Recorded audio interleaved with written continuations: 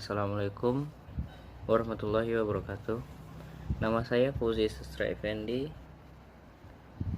NIM 193291159, jurusan Ilmu Agama Islam, Fakultas Ilmu Sosial, Universitas Negeri Padang.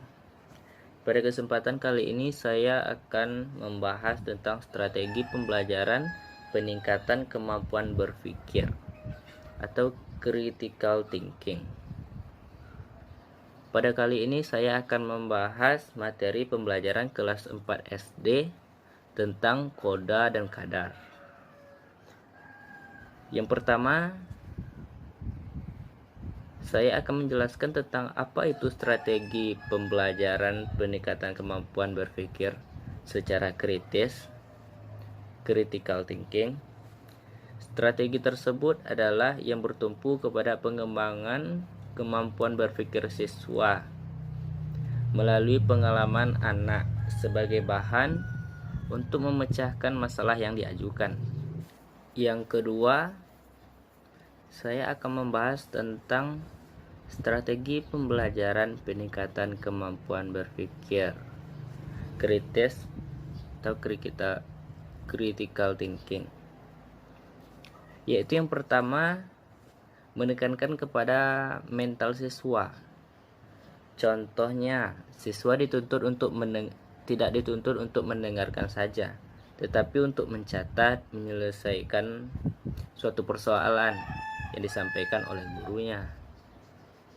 Dan strategi ini, siswa dituntut untuk aktif dalam proses pembelajaran dan adanya respon yang bagus dari siswa. Dan yang ketiga, dalam strategi ini tidak hanya memfokuskan pada hasil, tetapi juga prosesnya. Jadi dalam strategi ini semuanya penting, tidak hanya hasil, tetapi juga prosesnya juga penting, karena hal tersebut berasal dari prosesnya. Dan selanjutnya saya akan mengaitkan strategi pembelajaran berpikir kritis dengan kodo dan kadar. Sebelum dari itu, kita harus mengetahui apa itu koda dan apa itu kadar. Yang pertama, kadar. Koda. Koda secara bahasa artinya ketetapan, sedangkan secara istilah ketetapan Allah Subhanahu wa taala yang ditetapkan sebelum manusia itu ada. Yang kedua, kadar. Kadar secara bahasa ukuran, sedangkan menurut istilah ketentuan Allah Subhanahu wa taala yang telah terjadi.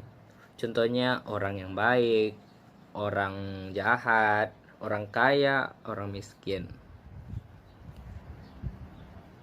Dan contoh dari koda yaitu pasti akan terjadinya kiamat. Dan contoh lainnya, manusia itu pasti akan mati. Dan kaitannya dengan materi strategi pembelajaran tersebut, ada permasalahan tentang liburan sekolah. Siswa SD tersebut diajak jalan-jalan, tetapi ada siswa yang terkendala akan keuangan, jadi tidak ikut dalam acara tersebut. Jadi siswa lainnya dituntut untuk berpikir secara kritis. Bagaimana caranya supaya siswa yang tidak ikut tersebut jadi ikut, dan jangan hanya pasrah saja meninggalkan teman gitu kan. Jadi siswa lain tuh membantunya, contoh dengan iuran bersama agar dia ikut juga. Dan kaitannya dengan kadar tadi, yang takdirnya dia tidak bisa ikut karena permasalahan keuangan, bisa ikut karena ada bantuan dari teman-temannya atau usaha.